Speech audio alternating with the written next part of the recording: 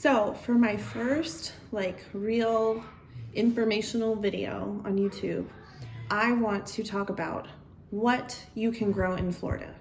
Now just keep in mind, I am a homeschool mom of 4 and it is the middle of the day. So there may be children running to and fro, coming back and forth. You may hear some screams, you may hear laughter or questions. That is my life and I can't really edit that out, so bear with me. Okay, so I live in North Central Florida, Zone 8B, and there is a common misconception out there that you can't really grow a whole lot in Florida. That's not true. There's also this myth that it's really hard to grow stuff in Florida. That's also not true either. You just need to know how to grow stuff here and what to grow.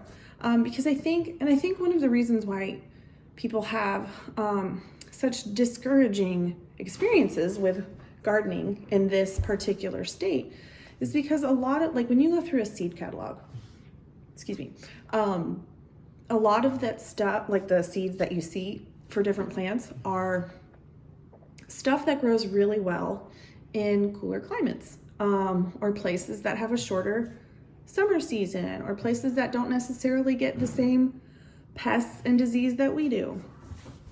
So it can be discouraging especially when you're starting out and you don't really know, and you just buy a bunch of different, varieties of seeds, and either stuff doesn't grow or it grows and it gets overrun by disease and pests. And I want to help people grow food, especially people in the Sunshine State, because I am a Florida native. I have lived at the bottom. I was born and raised in Miami. Hey. I have lived in Central Florida, right near Orlando, and now I'm at the top of this state. So I have gone from the bottom all the way to the top. I have been here my whole life, and I've been spending the last almost decade trying to figure out how to grow food here and grow it well and grow it in abundance. And let me also just encourage you that when you're starting out and you're growing things, don't grow to succeed. Grow to learn. Sometimes, especially as a first-time gardener, you may have that first year luck where you get everything works and everything grows really well, and that's awesome. That happened to me.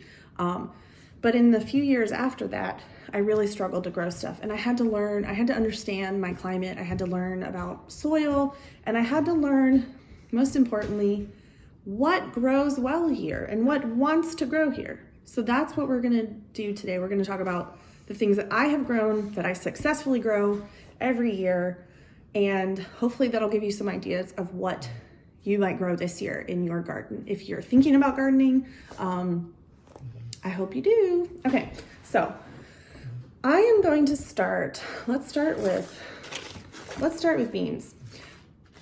Okay, these are pole beans. This is from a company called Baker Creek. They're personally my favorite company to get seeds from. They have a ton of heirloom seeds, a ton of varieties of fruits and vegetables and flowers that aren't common. You're not going to see them at Home Depot or Lowe's. And by the way, there's nothing wrong with getting seeds at Home Depot or Lowe's. I've done it every year. It's fine. But I really like this company. I love their packaging. I love the weird varieties they find. But pole beans and bush beans, they're a tried and true staple. You can grow these. You can even grow them in terrible soil. If you have sandy soil, they're still gonna grow. So this is one of those things I would pick up. If you have trellising or you wanna do trellising, you're gonna use a pole bean. If you just want little bushes of beans, they'll get to this high, and they'll shoot off a bunch of green beans. You'll wanna get those, and you can just put those right in the ground. And you don't want to start those in trays. Sow those in the ground when it's time to sow in the ground, after the last expected frost date for your zone. Okay. Basil. This is another one you can't fail at here. This grows so well. Sometimes I struggle to get these things going, but once they go, they go and they go and they go. And they love our climate. They love the heat. I don't think I have ever had a pest problem with basil. I've tried all kinds of varieties I really love. Cardinal basil, because it's beautiful. It's got this purple flower. Here's Genovese, like your standard basil that you're gonna find in like Italian seasonings. It's just a great herb. It smells delicious. I would definitely do this, especially if you're a first-time gardener. Now, when they're growing, you want to pinch, as soon as you start to see like little flowers, pinch them off. Because once a basil plant starts to, flower, and it flowers pretty good, the taste of it changes, and also it'll stop producing leaves. Because the point of the flowering is to produce seeds, because it's trying to reproduce itself. So pinch those off and it'll just keep growing. It'll keep going, and you'll have bushes of basil. Let's see. Okay, cowpeas. Similar to like acre peas, zipper peas, field peas, southern peas. You want to grow these here. These are other things that are relentless. They don't want to die. They may get some pest pressure. They may get disease pressure, but they're going to grow. Now, these are fun to grow. Like if you just want to grow something, grow them. But don't expect a huge yield unless you plant a lot of them, okay? These are one of those things that, you have to shell peas, and you're only gonna get so many per pod. So I like when I first started growing these, I was growing them for fun because I just wanted to grow something and I wanted to succeed at it. But these you need a lot of space for if you want a ton of them. Okay. Ground cherries. There's different varieties. I have Aunt Molly's just because this is one of the varieties I chose. This is I think this is a sibling of the tomatillo. And they come in little husks and they love the heat. This is a somewhat tropical type of plant, so these are fun and they're delicious. They're so good. They taste like candy. Definitely grow these. All right. Peppers. We love peppers in this house. Peppers love the Sunshine State. You can grow these here. Now, if you're going to start them from seed, you're not going to want to start them right now. You can, but they in my experience, take a very long time to get going. So I usually start them at the end of December, early January at the latest. And then I put them in like end of March, early April into the ground. So if you haven't already done that, I would suggest going to the plant store,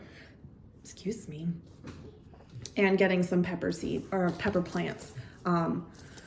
Jalapenos, classic pepper. My favorite pepper of all time is the habanada. I don't do super hot things. I don't mind a little heat in my food or in my pepper, but I can't do like crazy hot stuff. I have done it before. I just don't enjoy it. This thing tastes like a dessert. I mean, it tastes like a fruit. It is so juicy and sweet, and it has no heat at all. It is a habanero plant or pepper plant without the heat. It's a cool thing someone has created. I would definitely suggest these. Okra. Okra is a southern crop. It loves the heat, loves the humidity. I have never had okra plants succumb to disease or pests here, which is like saying something because, again, we live in Florida. There's a lot of disease that comes out when it gets humid, and I can talk about some pests, okay? Last year I was drowning in them, but these were growing well until like November and December. I finally just tore them out because I was like, you got to get out of here. I got other things to do. Okra takes a little while, takes some time.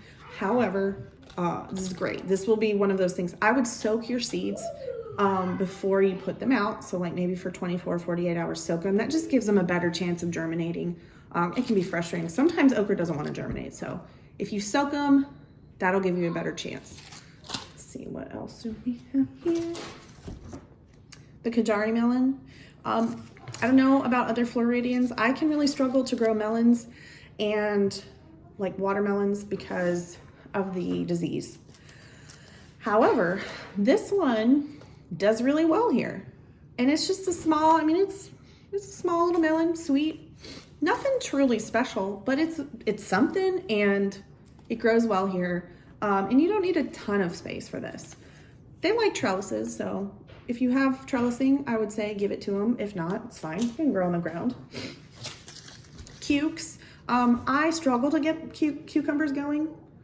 I don't know. They always succumb to disease. For me, I've been trying all kinds of varieties over the years, and this is my most successful variety. The lemon cuke. It's also strange. It's a strange little plant. They are the size of lemons and the color of lemons, and they taste so good. This is one of those things you go outside in the morning, you pick it, and you just eat it because it's so refreshing. It's super lemony, and I will get dozens and dozens before the plant finally gives in to the disease. Seminole pumpkins. I don't succeed very often at growing pumpkins, but I think this is the only native Florida pumpkin. And they're nothing like super exciting to look at. They kind of look like butternut squashes. They make the best pureed pumpkin, like for your pumpkin pies and your pumpkin bread in the fall. And they're native to Florida, so they hold well under all of the pressure, especially in July. That's when I got the most. So I would try this if you have space. If you don't have space, just plant one. Put one in a pot and see what happens. What else? Okay, guys. Tomatoes. Tomatoes are hard to grow here, but you can do it. You can do it. The 3 varieties that I have had, I want to say the best luck with is number 1, Floridade. Again, I don't have a fancy package. This is what I've harvested, or what's left of what I've harvested from last season. Floridade is a native tomato plant. It is crazy how many tomatoes will come off of one of these things, and it will go until the frost kills it. It just doesn't quit. And they're cute little tomatoes. They're not cherry or grape. They're just little. It's like if you took an heirloom tomato and just shrunk it down. So they're small, but you get a ton, and they're delicious for snacks. What are you doing? 2 others that I've had success with are Mortgage Lifter and Paul Robeson. These do really well. By the time you get into like late July, they're probably going to give up just because of the pest pressure and the disease. But again, Floridade, these will push past it. They'll just keep going and going and going and going and going. Okay, I think that's it. Did I cover everything? Certainly this is not an exhaustive list of all the things that you can grow in Florida. However, I don't want to overwhelm anybody, and I want people to get an idea of a few things they can start off with that I know that you will have at least some success with. And just let me remind you again, garden to learn. If you fail, then you learn something. It's been years I've failed so many times at growing stuff, but in that process, I forgot one thing. Hold on. Wait a second. Eggplant. This thing wouldn't quit either. It just wouldn't. I just pulled some of these out like a month ago. They kept going, and it would frost and die, and then it would just send out new shoots. So grow some eggplant. You might not like it, but grow it anyway, because it just feels good to succeed at something. There are things that grow that I don't even eat. I just want to grow it. Okay, that's it. If you have any questions, leave a comment, and I'll try to answer them as best I can. Thanks for joining me today.